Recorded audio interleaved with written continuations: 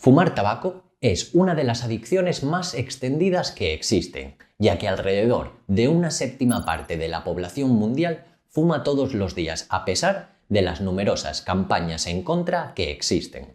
Cada año mueren en todo el mundo alrededor de 8 millones de personas a causa de enfermedades relacionadas con fumar. El 90% están causadas por el consumo directo y el 10% restante son fumadores pasivos. Así que tanto si fumas como si no, este vídeo te va a interesar. Si eres fumador, da igual los anuncios que veas en televisión, las imágenes y mensajes en cajetillas o las experiencias de otros fumadores. Siempre recaes de nuevo, ¿verdad? Pero tranquilo, no es tu culpa, te lo están poniendo más difícil de lo que crees. ¿Te has preguntado por qué es tan difícil dejarlo? La clave para dejarlo con éxito es conocer lo que sucede en tu organismo mientras fumas y también lo que sucede a partir de que decides dejar la relación tóxica con el tabaco. Así que muy atento a lo que tengo que contarte hoy.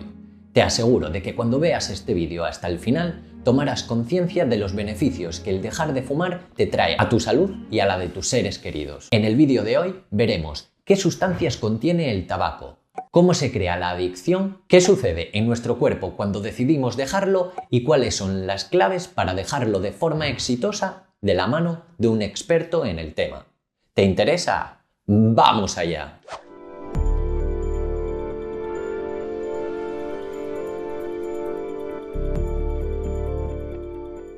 El tabaco contiene más de 7.000 sustancias tóxicas, aunque la mayoría están en el humo, así que se generan a la hora de encender el cigarrillo. Una de ellas es el monóxido de carbono. Este se genera en la combustión, como hemos dicho, y compite con el oxígeno para juntarse con la molécula de hemoglobina, que se sitúa en la sangre, y es la encargada de transportar el oxígeno al resto del cuerpo. Por eso, al fumar te fatigas más rápido. El monóxido de carbono se hace pasar por oxígeno, ocupa su lugar e impide que lo tomes del aire. También contiene alquitrán, sí, el mismo que utilizan para asfaltar las carreteras.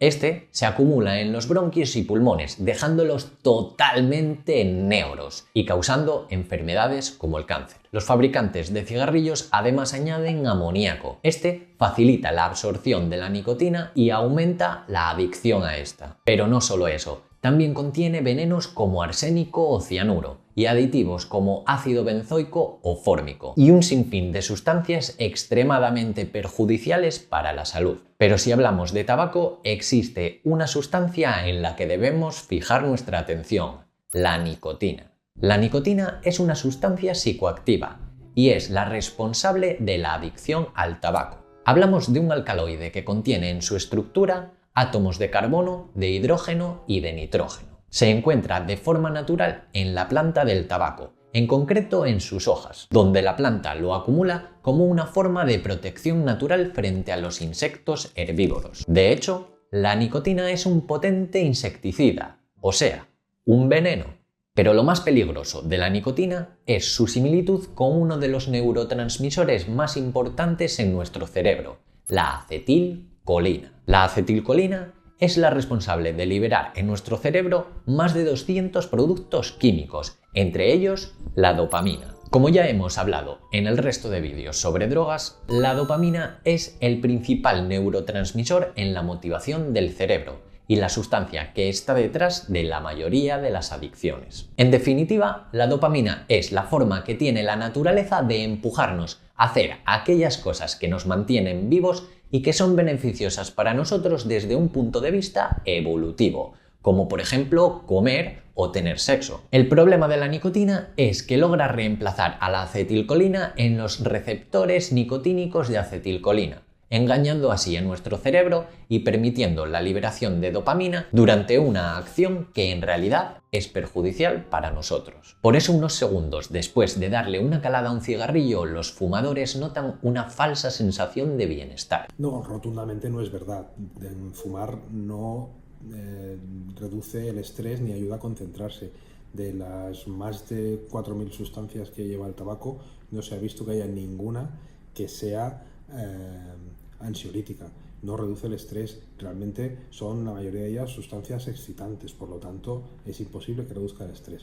Otra cosa es que el fumador cuando lleva un tiempo sin fumar, unas horas sin fumar, que comienza a notar el síndrome de abstinencia, una parte de ese síndrome de abstinencia es aumento del estrés y del nerviosismo. Y al fumarte el cigarro desaparece todos estos síntomas del síndrome de abstinencia. Entonces parece que las propiedades del tabaco sean eliminar el estrés, y no es así para nada. La vida media de la nicotina en el cuerpo es de 2 horas, por lo que en realidad se elimina con bastante facilidad, como veremos más adelante. El problema, entre otros, es que te quedará el recuerdo de esa falsa sensación de bienestar que te empujará a encender otro cigarrillo. También produce tolerancia, haciendo que los síntomas de la abstinencia sean cada vez más fuertes. Esto sucederá muy lentamente sin que te des cuenta, hasta que la dosis sea tan alta que se te haga verdaderamente complicado el dejarlo. Cuando dejas de tomar nicotina, el descenso de la concentración de todas estas sustancias que se liberaban en tu cerebro hace que comiences a sentirte mal y la busques de nuevo en un círculo vicioso del que es muy complicado salir. Así es como nace y crece la adicción a la nicotina. A ver, siempre el fumador pone en una balanza las cosas positivas y negativas de su consumo. Obviamente las cosas positivas de fumar, desde el punto de vista del fumador, es que obtiene un beneficio a nivel placentero debido a esa nicotina y a esas sustancias que está adquiriendo. Luego la otra parte de la balanza habrá que poner todos los aspectos negativos que muchas veces al inicio del consumo, cuando llevas pocos años, no lo ves, ¿no? Las enfermedades relacionadas con el tabaco aparecen más posteriormente. Entonces es en ese momento donde se va rellenando los platos de la otra balanza. Si el paciente ya plantea el hecho de poder dejar de fumar, es que ya estamos prácticamente equilibrados de la balanza. Entonces únicamente lo que tenemos que hacer es empujarle, decirle que hay métodos en los cuales puede beneficiarse de dejar de fumar sin pasarlo mal, que podemos eliminar completamente el síndrome de abstinencia y que podemos acompañarle en todo el proceso. Por lo tanto, siempre animarlo a que deje de fumar, obviamente. En definitiva, la nicotina es una de las sustancias más adictivas que existen, al nivel de la heroína y la cocaína. Y tanto es así que tan solo 1 miligramo de esta sustancia es capaz de volverte adicto. Y piensa que los cigarrillos llevan de entre 10 y 20 miligramos, aunque lo cierto es que el cuerpo solamente va a poder absorber entre 1 y 2 miligramos. Tan solo unos segundos después de darle una calada al cigarrillo, la nicotina se absorberá a través de las mucosas de la nariz, la boca y los pulmones, pasando así al torrente sanguíneo y a los receptores nicotínicos del cerebro, como ya vimos. Ahora que ya conoces el funcionamiento de la nicotina, ¿has decidido dejarlo? ¡Felicidades! Has dado un paso que muchos fumadores ni siquiera llegan a dar nunca. Como muchos de ellos, probablemente pienses que dejar de fumar es imposible, pero piensa que hay millones de exfumadores en todo el mundo. Si millones de personas lo han conseguido, tú también serás capaz de hacerlo. Y es que fumar no solamente mata a gente anciana, de hecho, la mitad de las muertes son en personas de entre 35 a 69 años. Bueno, esta es la magia de la estadística. Siempre habrá personas que hayan tenido patología relacionada con el tabaco, como puede ser un cáncer de pulmón o un infarto de miocardio, y no hayan fumado nunca. Pero el porcentaje de gente que sí que ha tenido estas patologías y sí que fuma es infinitamente superior, del orden de 20, 30 o 40 veces superior. Por lo tanto, el hecho de que tú conozcas a una persona que no le haya afectado el tabaco después de 50 años de consumo no significa nada, porque yo conozco 30 que sí que le han afectado. Por lo tanto, la estadística tiene estas dos vertientes y hay que tenerlo en cuenta. ¿Cómo? ¿Que todavía no quieres dejarlo? Bueno, pues te voy a contar todos los beneficios que el dejar de fumar trae a tu cuerpo y después la decisión es tuya, ¿de acuerdo? Al dejarlo se producirá en tu cuerpo un aumento de la fertilidad. La salud de tu piel mejorará, previniendo el envejecimiento prematuro. Tendrás un pelo más suave y brillante, los dientes más blancos y menor probabilidad de perderlos. Notarás una mejora en el aliento y además ahorrarás dinero. Pero lo más importante es que dejar de fumar puede alargar tu vida hasta 10 años. Bueno, la premisa siempre en el tratamiento del tabaquismo es que nunca es demasiado tarde. Siempre se está a tiempo de dejar de fumar. Sí que es cierto de que cuando llevamos unos años fumando, las pautas establecidas y las rutinas establecidas pueden costar un poquito más de eliminar, pero eso me da igual que lleves 2 años o que lleves 20. También es cierto de que no el día siguiente de dejar de fumar encontramos los beneficios por haber cesado el consumo. Se calcula que para determinadas enfermedades, como por ejemplo un infarto de miocardio, tienen que pasar 10 años hasta que el paciente tenga el mismo riesgo de tener un infarto que una persona que no haya fumado en su vida. Pero a pesar de que tener que esperar esos 10 años, también hay que decir que el primer año ya el riesgo se reduce a la mitad. Por lo tanto, independientemente que lleves 30, 40 o 50 años fumando. Por lo tanto, es importantísimo dejar de fumar cuando sea y como sea. Si decides dejar de hacerlo, comenzarás a notar mejorías desde los primeros minutos.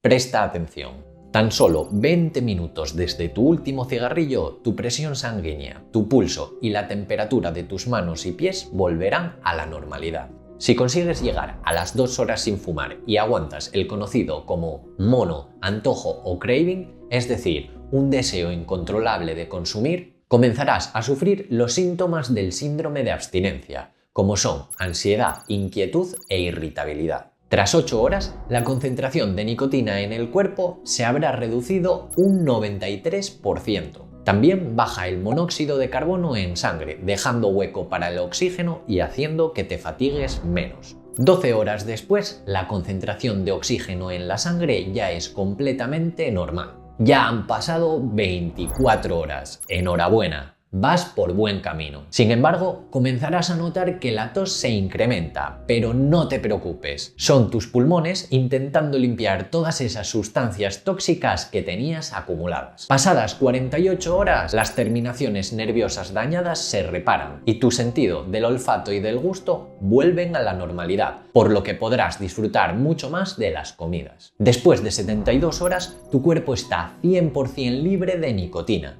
Sin embargo, los síntomas de la abstinencia se recrudecen. Podrás sufrir dolores de cabeza, náuseas, calambres, ansiedad e irritabilidad. Pero calma, lo peor ya habrá pasado. A las 2 semanas, la circulación sanguínea en las encías y los dientes es similar a la de un no fumador. Después de las primeras 6 semanas sin fumar, las ganas intensas de fumar y los síntomas del síndrome de abstinencia se irán reduciendo hasta desaparecer por completo. A partir de aquí, la dependencia física desaparece, pero queda algo importante: la dependencia psicológica. A veces, puedes sentir deseos de consumir frente a determinados estímulos que veremos más adelante. Sentir tentaciones es algo completamente normal, pero debes de ser fuerte. Los beneficios solo están para los que lo consiguen, ¿de acuerdo? Después de 3 meses sin consumir, tu riesgo de ataque al corazón está disminuyendo, tu función pulmonar y circulación están mejorando y tu tos crónica ha desaparecido. Han pasado 9 meses, la congestión de los senos nasales y por tanto la fatiga han disminuido de forma importante. Tienes mucha más energía y los cilios de tus pulmones, los encargados de mantenerlos limpios,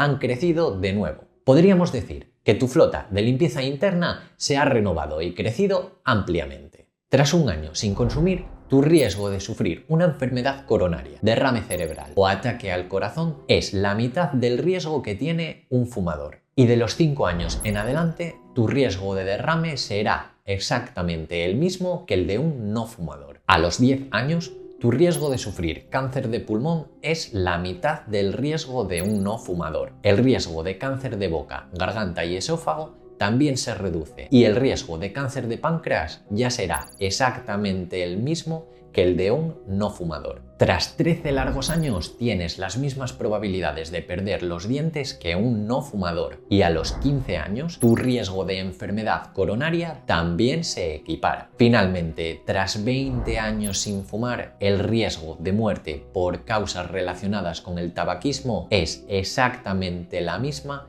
que el de un no fumador. Aunque la verdad es que siempre podrá haber daños irreparables en función del tiempo y la cantidad fumada. Por eso es tan importante que empieces cuanto antes. Quizás te parece que es mucho tiempo, pero créeme cuando te digo que merecerá la pena. Imagínate lo orgulloso que te sentirás de haberlo logrado. Pero vamos a ser claros, dejarlo es difícil y hay muchas probabilidades de recaída. Vamos a ver, ¿es fácil dejarlo? Pues depende, no todos los fumadores son iguales, hay muchas características aquí. ¿En qué interviene a la hora de pensar si es más fácil o más difícil dejarlo? Fundamentalmente, uno, la motivación que tenga el paciente. Yo estoy más motivado que otra persona a dejar de fumar porque me tengo esta patología o en mi familia ha pasado esto.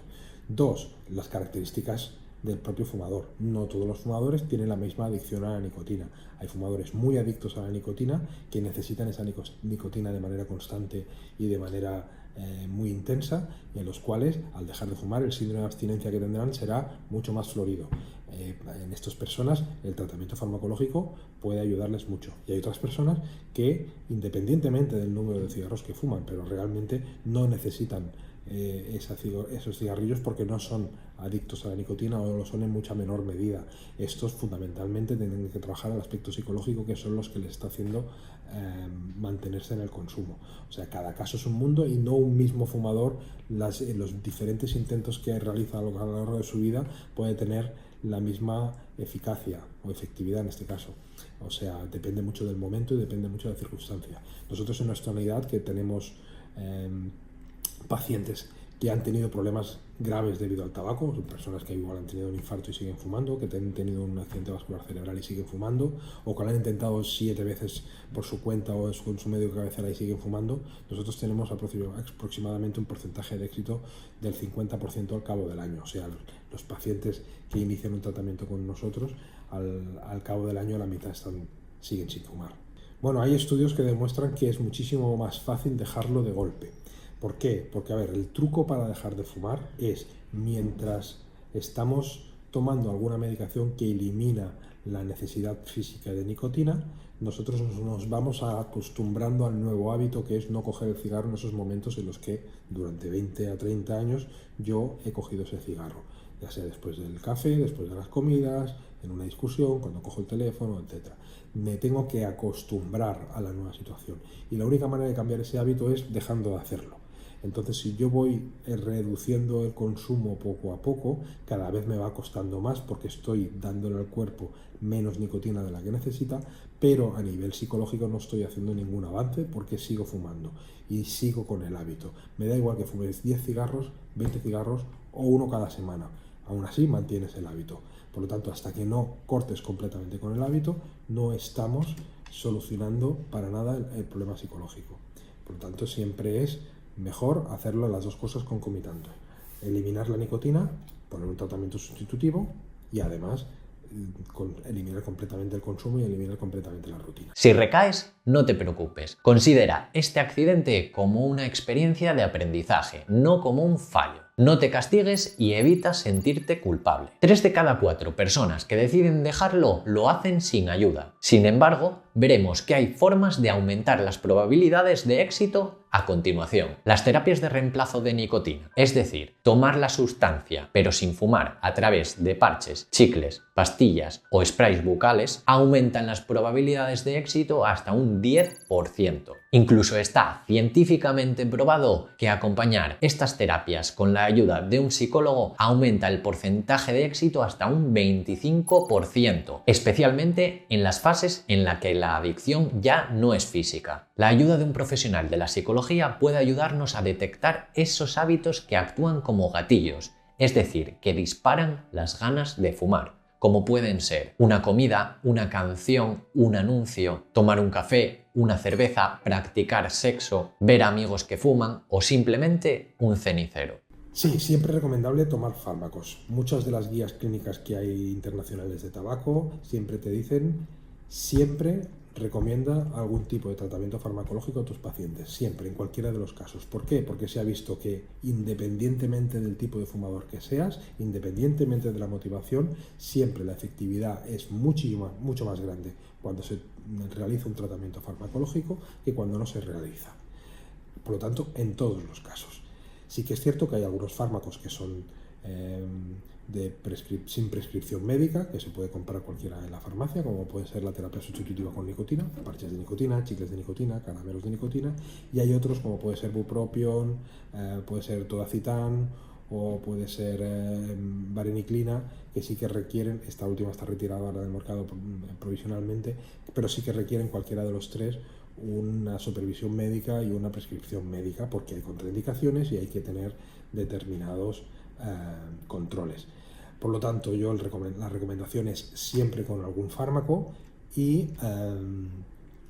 siempre consultar con su médico de cabecera o con cualquier especialista que pueda ayudar en el proceso, porque siempre va a ser muchísimo más fácil. En definitiva, fumar no solo daña tu organismo, tu bolsillo y a quienes te rodean, sino que también genera problemas ambientales con consecuencias para los ecosistemas y la salud humana, además de ser una causa importante en incendios e incluso en accidentes de tráfico. Si estás sintiendo que vas a recaer, no te preocupes. Vuelve a ver este vídeo todas las veces que sea necesario hasta que tomes conciencia. No estás solo, ¿de acuerdo? Con que solamente una persona lo consiga, este vídeo ya habrá merecido la pena. Pero si te ves sin fuerzas, obviamente lo que debes de hacer es consultar con un médico especialista. Pero ahora cuéntame tu experiencia. ¿Piensas dejarlo o lo has dejado ya? Si es así, ¿cómo lo has conseguido? Si lo has logrado, enhorabuena. Ahora que ya has tomado conciencia de los peligros que trae a tu salud, compártelo con tus seres queridos como buena persona que eres para que ellos también lo puedan dejar. Quiero también darle un especial agradecimiento al doctor Sergio Morchón por brindarnos sus conocimientos sobre el tema. Y quiero que sepáis que él también tiene un canal de YouTube en el que comparte sus aventuras por el mundo en moto. Así que si os apetece compartir con él sus aventuras, os voy a dejar un enlace abajo en la descripción. Muchas gracias por llegar hasta aquí y nos vemos en el próximo vídeo.